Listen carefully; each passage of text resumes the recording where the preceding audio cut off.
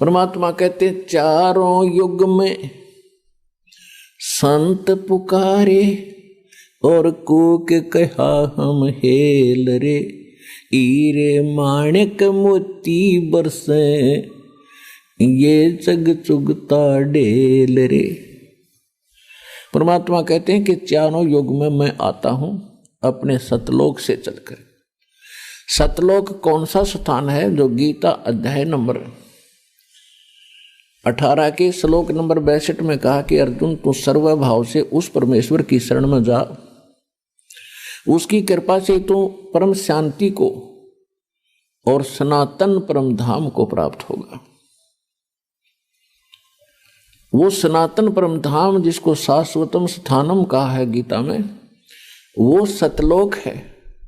और कबीर परमात्मा वो परम अक्षर ब्रह्म है जिसकी शरण में जाने के लिए ये गीता ज्ञानदाता कह रहा है। और वो क्या कह रहा है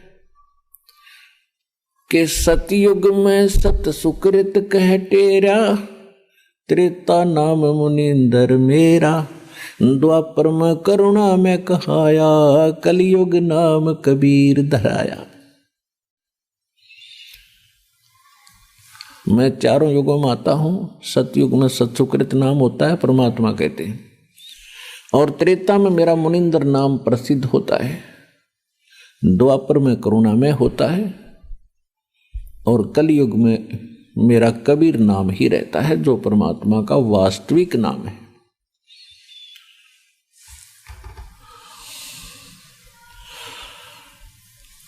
तो चारों युग में परमात्मा आते हैं, अपने सतलोक से आते हैं, सहशरीर आते हैं, अच्छी आत्माओं को मिलते हैं।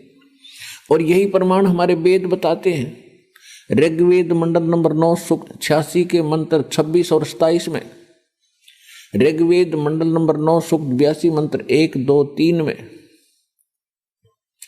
ऋग्वेद मंडल नंबर 9 सूक्त 54 मंत्र 3 में, ऋग्वेद मंडल नंबर 9 सूक्त 20 मंत्र 1 में, ऋग्वेद मंडल नंबर 9 सूक्त 1 मंत्र 9 में, ऋग्वेद मंडल नंबर 9 सूक्त 94 के मंत्र 1 में, ऋग्वेद मंडल नंबर 9 सूक्त 95 मंत्र 2 में, ऋग्वेद मंडल नंबर 9 सूक्त 96 के मंत्र 16 से लेकर 20 में, और भी अनेक स्थानों पर ये प्रमाण है कि परमात्मा ऊपर सतलोक में रहता है, अमरधाम में, और वहां सिंहासन पर विराजमान है राजा के समान। जैसे राजा लोग मुकुट माकुट पहन के अपनी राजगद्दी पर विराजमान होते हैं, ऐसे परमात्मा वहां सतलोक में राजा के समान है देखने में।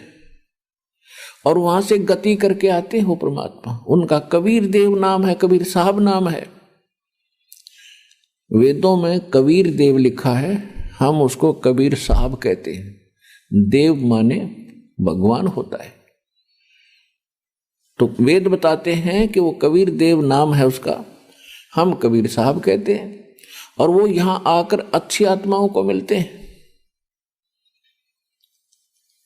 और उनको यथार्थ ज्ञान से परिचित कराते हैं। फिर परमात्मा से प्राप्त उस ज्ञान से परमात्मा के सतलोक को, सचखंड को आंखों देख के फिर वो परमात्मा की प्यारी आत्मा उस परमात्मा के गवाह बनते हैं, आंखों देखा परमात्मा की जानकारी देते हैं।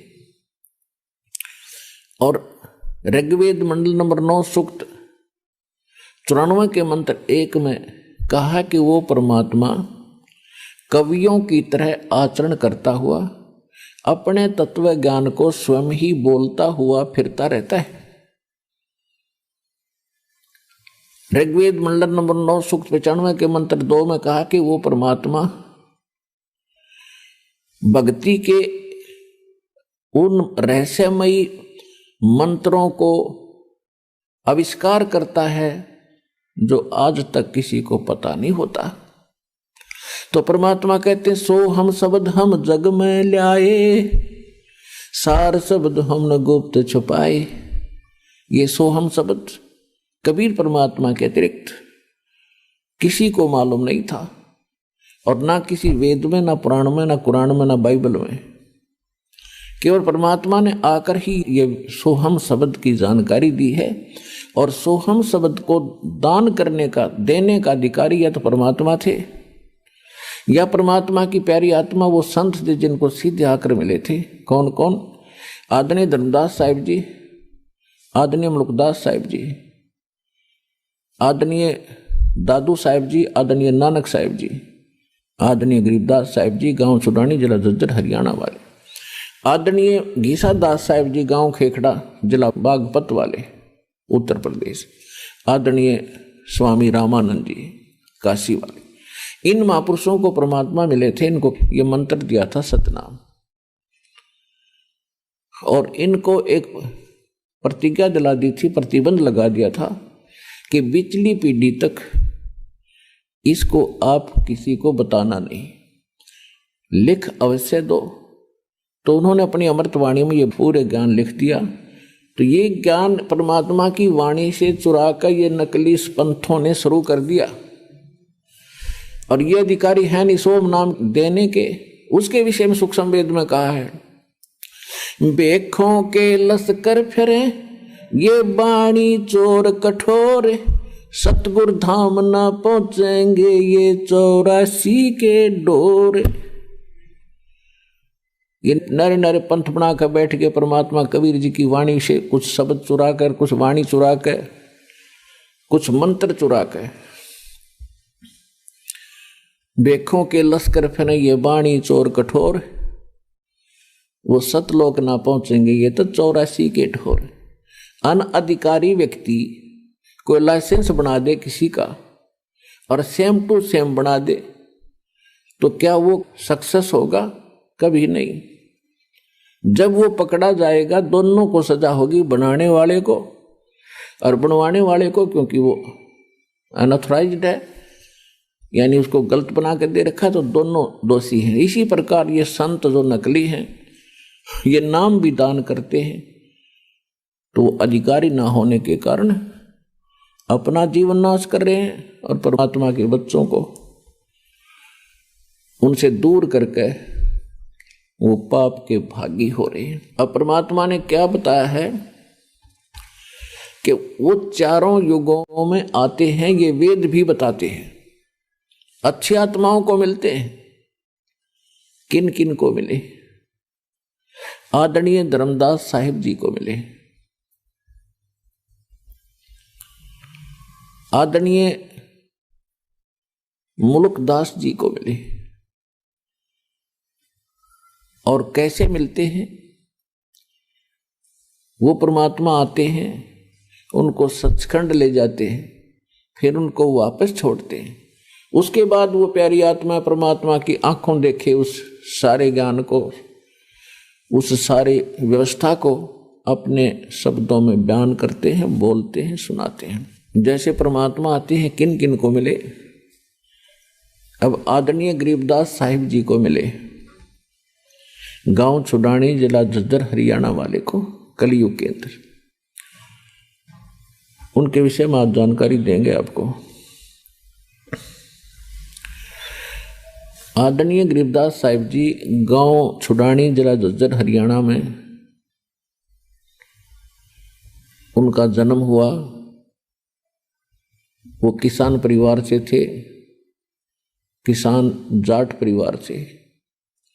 उनका मूल गांव था करौथा, जिला रोहतक में, जहां अपना आश्रम है। और वहां से करौथा गांव के मूल निवासी थे। उनके नानके थे छुडानी में। गरीबदास जी महाराज की माता का कोई भाई नहीं था, यानी गरीबदास जी के कोई मामा नहीं था। और जमीन गणी थी उसके नाना जी के पास, 1400 एकड़ जमीन थी लगभग। तो वहां गरीबदास जी के पूज्य पिताजी श्री बलराम जी धनखड़, गांव करौथा से, को वहां पर अपने घर पे रख लिया था, घर जमाई के रूप में। तो वहां जाने के भी 12 वर्ष के बाद गरीबदास जी का जन्म गांव छुडानी में हुआ था। संवत 1774 वैशाख की पूर्णमासी को वैशाख पूर्णमासी संवत 1774 को गरीबदास जी का जन्म गांव छुड़ानी, जिला झज्जर, हरियाणा में हुआ। और सन 1727 में जब गरीबदास जी 10 वर्ष के हुए तो अपनी ही गौओं को चराने के लिए चरागाह में अपने ही खेतों में गए हुए थे लेकर के। उनके साथ में गांव के और भी बहुत से पाली थे, ग्वाले थे, जो कुछ तो उन्हीं के नौकर होते थे और कुछ वैसे गांव के अपने पशुओं को साथ उन्हीं के खेतों में ले जाते थे, क्योंकि बहुत ज्यादा स्थान था। अब जैसा कि कबीर सागर के अंदर आपको बहुत बार दिखाया है, कबीर सागर के अंदर कबीर बानी नामक एक चैप्टर है, उसके 136 और 37 पृष्ठ पे 12 पंथों की जानकारी दी गई है। तो उसमें 12वां पंथ गरीबदास जी का बताया है। उसके अंदर गलती से संवत 1775 लिखा गया, प्रिंट है, मिसप्रिंट है, वो संवत 1774 है वो वास्तव में। तो गरीबदास साहिब जी का जन्म संवत 1774 में हुआ। तो परमात्मा ने धर्मदास जी को बताया था कि संवत 1774 होई ता दिन प्रेम प्रगट है जग सोई। वो 12वां पंथ होगा गरीबदास जी का कबीर पंथ में, और उसमें मेरी महिमा की वाणी प्रगट होगी, उसके द्वारा पुनः मैं प्रगट करवाऊंगा। तो परमात्मा ने जो बोला है उसका वचन अमिट होता है, अडोल होता है, और जो कहा वो पार होता है, सफल होता है। उसी आधार से परमात्मा सन 1727 में, संवत 1784 में दिन के लगभग 10 बजे फाल्गुन मास की द्वादशी सुदी यानी उतरते फागुन की द्वादशी, चांदनी द्वादशी को दिन के 10 बजे वहां प्रकट हुए जहां गरीबदास जी अपनी गौओं को चरा रहे थे। साथ में 10-5 पाली और ग्वाले साथ थे, और 10 बजे वो लगभग सुबह का खाना खा रहे थे। और परमात्मा थोड़ी सी दूरी पर सतलोक से आकर वहां पृथ्वी पर अवतरित हुए, एक साधु रूप बना के, जिंदा महात्मा का रूप बना के रास्ते से आ रहे थे। भक्तों ने देखा, पालियों ने देखा कि महात्मा आ रहे हैं, उन्होंने प्रणाम किया, राम राम महाराज जी। परमात्मा ने भी कहा भाई राम राम, आओ महाराज जी बैठो, खाना खा लो। परमात्मा विराजमान हो गए और कहा भाई खाना तुम अपने घर खा के आए हो अपने गांव में। बड़े छोटे पाली सब प्रकार के थे, कोई 30 वर्ष का, कोई 50 वर्ष का, सबसे छोटे गरीबदास जी थे 10 वर्ष। तो उन्होंने कहा कि आपका गांव कौन सा है? परमात्मा से पूछा। परमेश्वर ने कहा कि मेरा गांव सतलोक है भाई। अब उन पालियों को पता नहीं होगा कोई गांव का नाम सतलोक है। ठीक है महाराज जी, खाना नहीं खाते हो तो दूध तो पीना ही पड़ेगा। परमात्मा बोले अगर पिलाओगे दूध तो कंवारी गायों का दूध पीता हूं। तो जो बड़े पाली थे एज्ड, वो कहने लगे बाबा जी तेरी नीयत को ना दूध पीने की, आप तो मजाक करते हो। कंवारी गाय कभी दूध देती है?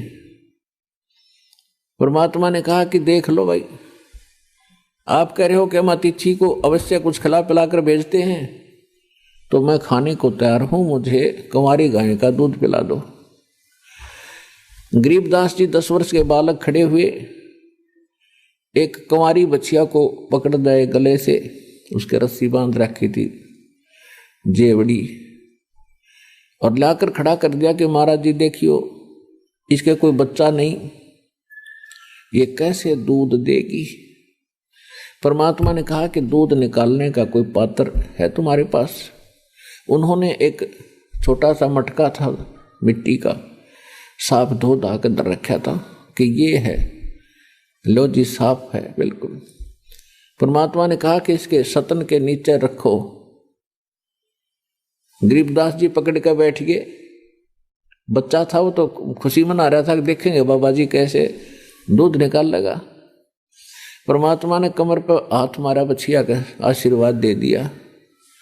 लंबे लंबे सतन हो गए और दूध की धार चारों थनों से लगातार बह चली और वो पात्र भरते ही अपने आप बंद होगी। बोलो बंदी छोड़ कबीर परमेश्वर जी की जय।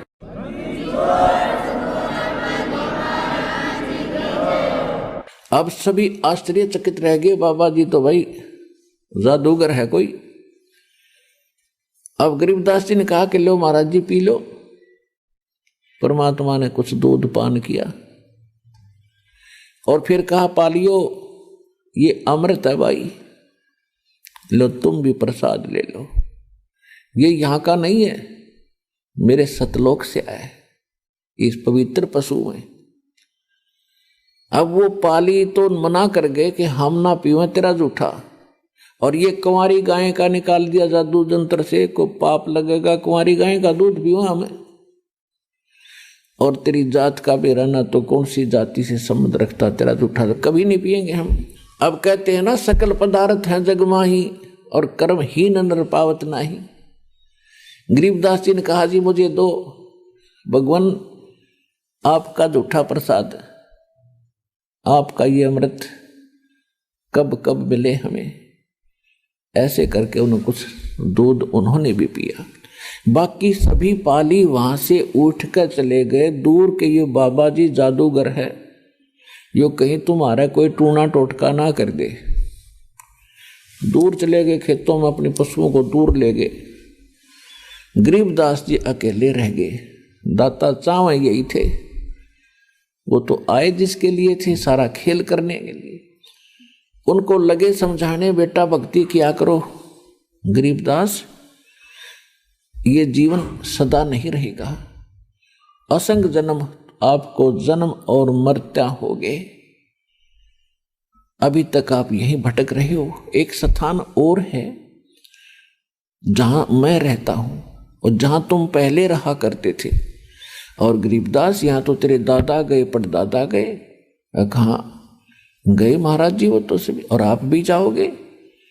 आज यहां जन्मे हो, अगले जन्म में पता नहीं कौन सी कंट्री में, कौन से देश में तुम्हारा जन्म होगा। यहां आप मांस छूते नहीं और वहां मांस के अतिरिक्त कुछ खाओगे नहीं। वहां कर्म बिगड़ेंगे तुम्हारे, बुरा हाल हो रहा है। छोटे बालक का जल्दी असर होया करे, बहुत प्रभावित हुआ, एकदम सीरियस हो गया और कहा महाराज ऐसा भी कोई स्थान है क्या, हमारी जन्म मृत्यु भी समाप्त हो सकती है? तो परमात्मा ने कहा हाँ हो सकती है, मैं आपको ऐसा मंत्र दूंगा, ऐसा भक्ति विधि बताऊंगा जिससे बेटा तुम्हारी जन्म मृत्यु भी मिट जाएगी। तब गरीबदास जी ने कहा कि वो स्थान आप जो बता रहे हो मालिक, उसके एक बार दर्शन हो तो विश्वास हो। परमात्मा तो जानबूझकर ही आए थे और उनको गवाह बनाना ही था।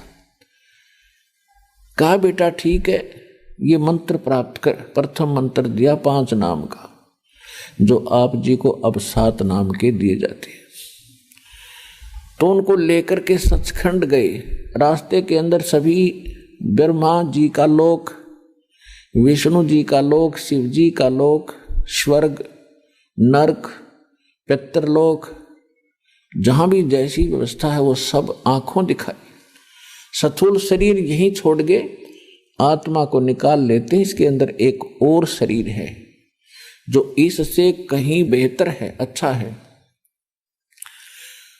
और वो दो स्थूल शरीर में जैसा आकार होता है वैसा ही सेम टू सेम रहता है, जैसे एक फोटो कॉपी हो जाती है। ऐसे जब तक ये प्राणी दूसरे शरीर को प्राप्त नहीं करता तभी तक मनुष्य शरीर से निकला हुआ प्राणी मनुष्य आकार में ही रहता है, उसका सेम टू सेम शरीर रहता है।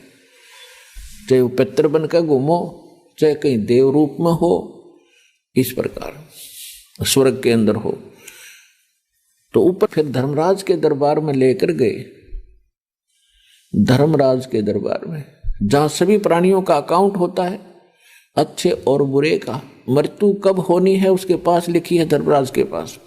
उसी दिन सबकी उस फिक्स टाइम पर उसी की तरफ से संकेत आता है, बहाना कुछ भी बनो मौत का, कोई रोग बनो, एक्सीडेंट बनो या कोई अन्य कारण बनो। तो ब्रह्मा विष्णु महेश के लोक में परमात्मा गरीबदास जी को लेकर गए, तो वहां उन्होंने बहुत आदर किया। फिर आगे धर्मराज के दरबार में गए। धर्मराज समझो चीफ जस्टिस ऑफ वन ब्रह्मांड, एक ब्रह्मांड का मुख्य न्यायाधीश है वो, और उसके सामने ब्रह्मा विष्णु महेश की भी हिम्मत नहीं पड़ती उसे जाकर के कहीं कुछ वाद विवाद करें। और जो ही परमात्मा धर्मराज के दरबार में पहुंचे, साथ में वो गरीबदास जी, क्योंकि परमात्मा ने उस प्यारी आत्मा का विश्वास दृढ़ करना था कि आई एम गॉड, मैं परमात्मा हूं। जब धर्मराज के दरबार में परमात्मा पहुंचे, वो न्यायाधीश अपने आप कुर्सी छोड़कर खड़ा हो गया। एक ब्रह्मांड का जो न्यायाधीश है वो खड़ा हो गया।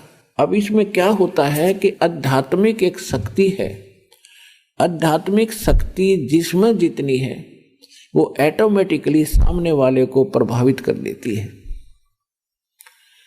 उसके बस की बात नहीं होती। तो जो ही परमात्मा ने वहां प्रवेश किया तो एकदम वो न्यायाधीश एकदम खड़ा हो गया और करबद्ध हो गया। उसको मालूम हो गया कि ये परम शक्ति है कोई। तो परमात्मा ने जाकर के उसको क्या कहा कि धर्मराज कान खोल कर सुन ले मेरी एक वचन। मेरा कोई भक्त हो जिसने ये कह दिया कि मैं कबीर जी का भक्त हूं, और वो प्रमाणित यानी मेरे अधिकारी संत से जिसको नाम प्राप्त हो, उसका अकाउंट भी मत करना, उसको कोई सजा नहीं देगा तू। तब धर्मराज ने कहा कि परमात्मा जो आपकी आज्ञा, मेरी क्या औकात है मैं आपके भक्त को सजा दे दूं, मैं लाख दोहाई मेरी। लेकिन मेरी एक समस्या है परमात्मा कि आपकी शरण में आने से पहले जिन्होंने जैसे कर्म किए हैं वो यहाँ का विधान है, वो उसको मैंने देने ही पड़ेंगे।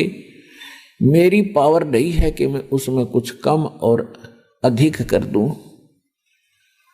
उसके लिए कोई मेरे लिए कोई विकल्प बताओ, मेरी समस्या हल करो दाता। तब परमात्मा ने कहा कि जो मेरा भक्त ये कहे कि मैं कबीर जी का शिष्य हूं, उनका बच्चा हूं, उनका उपासक हूं, तो उसकी जांच करो कि वास्तव में ये वो है कि नहीं, सच्चा है तो उसके बाद मेरे पास लेकर आ जाना इसकी बही को, अपनी को, इसके अकाउंट को। मैं उसको कैंसिल कर दूंगा और साइन कर दूंगा।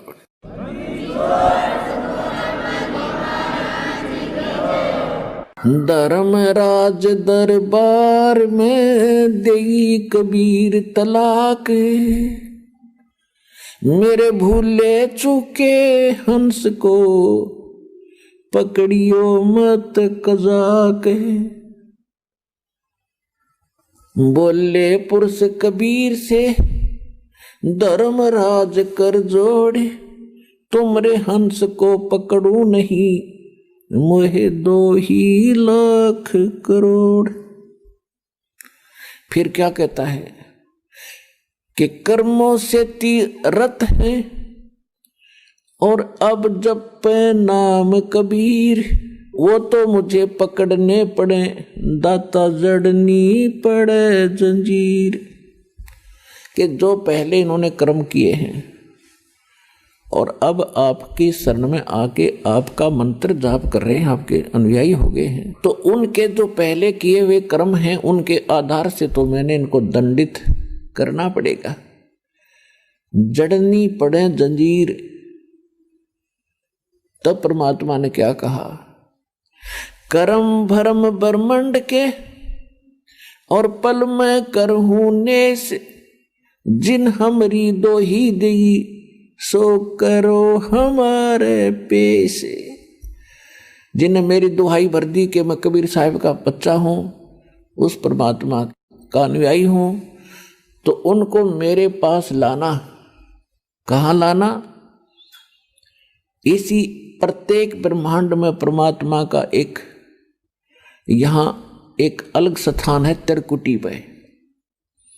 त्रिकुटी एक ऐसा स्थान है जहां पर परमात्मा का भी एक ऐसा स्थान बना हुआ है जैसे प्रत्येक देश में और प्रत्येक देश का एक राजदूत भवन होता है जो अपने निज देश की सब खबरें और उस देश के जो व्यक्ति वहां रह रहे हैं उनके से संबंधित जानकारी रखता है।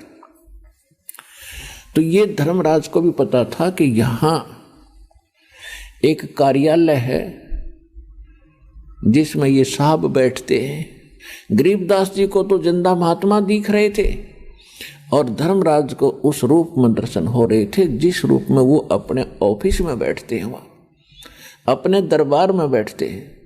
तब उनको कह रहे थे ये थी तुम्हें कोई ऐसी समस्या आती है तो करो हमारे पेश, वहाँ ले आना इस आत्मा को और गिले तेरी बई को, ये तेरे अकाउंट को भी ले आना। कर्म भरम ब्रह्मंड के पल में करहूं नेस, जिन हमरी दो ही दी सो करो हमारे पेश। एक पल में काट दूंगा इन सारे ब्रह्मंडों के तेरे कर्म भ्रम इस ब्रह्मंड के। अमर करूं सतलोक पठाऊं ताते बंदी छोड़ कहाऊं, बंदी छोड़ हमारा नामम अदर अमर है अस्थिर ठामम। सतगुरु शरण आके फिर धर्मराज डर कैसा। इस परमात्मा की शरण माने के बाद तो धर्मराज का भय नहीं रहता आपको। एक भक्त, वैसे तो बहुत भक्तों के साथ ऐसी घटनाएं घटी हैं, तो एक आध भक्त की बात याद रह जाती है। वो कह रहा था कि मैं रात्रि में सो गया, रात्रि में दो काले काले व्यक्ति बड़ी बड़ी कद के वो कहने लगे का मेरे साथ चलो, और मैं न चाहते हुए उनके साथ उड़ लिया। विवश पता नहीं क्या हुआ, और मैं जब एक महल सा दिखाई दिया काफी निकट सी, तो मैंने पूछा भाई कहाँ ले जा रहे हो मुझे? उन्होंने कहा कि तेरे को धर्मराज के पास पेश करेंगे। और कहा फिर क्या करोगे? उसके बाद जो आदेश होगा नरक में डालना है या कहीं और भेजना है, तो फिर वो ऐसा ही करेंगे। तो उसने कहा कि मुझे फिर बात याद आई कि गुरुजी बताते हैं कि भी हमें तो यम के दूत लेने आ ही नहीं सकते। तो पहले तो ये सोचा कि शायद मेरी कोई करनी में फर्क तो नहीं पड़ गया, कोई भक्ति में। फिर उसने सोचा कि अब क्या बने, गुरुजी का तो आदेश है कि यम के दूत लेने नहीं आ सकते। तो मैं वहीं अड़ गया, खड़ा हो गया। कहने लगा भाई तुम नहीं ले जा सकते मेरे को, तुम यम के दूत हो क्या? हाँ हम यम के दूत हैं। कि भाई तुम नहीं ले जा सकते, पता है तुझे मैं कबीर साहब का उपासक हूँ, भगवान कबीर साहब का बच्चा हूँ। तो बोले चल चल तू आगे न, आगे बात फैसला होगा। वो मुझे आगे न घसीटे में पाछे न खिसकूं, तो मेरी उनकी झगड़ा हो गया, गुट्टम गुट्टा। दोनों में से एक बोला भाई पहले पता करा, कदे गलती लाग रही हो, इतना कॉन्फिडेंस से ये आदमी कह रहा है, कदे हम इसने खाम खा पीटे फिर हमें सजा मिले, जा पूछ के आ तू। एक मेरे पास खड़ा रहा, एक अंदर गया। धर्मराज से प्रार्थना की, महाराज जिस व्यक्ति को आपने लेने के लिए भेजा है वो कह रहा है कि मैं कबीर साहब का शिष्य हूँ, उनका पुजारी हूँ। एकदम धर्मराज के कहते धौला शरीर हो गया, सफेद पीला पड़ गया चेहरा, और उसने देखा उठा का अकाउंट, और मैंने न्यू के न्यू बोलते सुना है। वो कह रहा है कि रहे इसने वापस छोड़ दो, मरवाओगे मुझे भी। ये नहीं, वो दूसरा था भाई।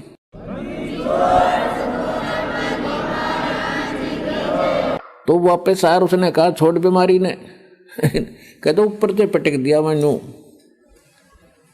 और मैं वहां गोते खाता। फिर एकदम नो शरीर में आया। शरीर में आने के बाद भी 10 मिनट तक मेरा शरीर कार्य नहीं कर रहा था, पसीना पसीना। यदि मैं ऐसी दशा ना होती तो मैं ये सोचूं केवल सपना था और शरीर में जान नहीं, 10 मिनट में हरकत में आए मेरे अंग और उस दिन नोचच गए है परमात्मा, मेरी तो आज मौत थी और जाना था।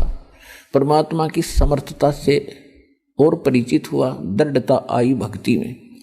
तो अपने आत्माओं ये सत्कर मान लेना, परमात्मा की महिमा जो दास आपको सुना रहा है ये 100% सही है। और सच्चे दिल तो भक्ति करोगे, नियमित रहोगे, आपको पल पल में दिखाओगा झटके कि भगवान ही सा होया करे। ऐसा होता परमात्मा। और ये क्या करता है भगवान?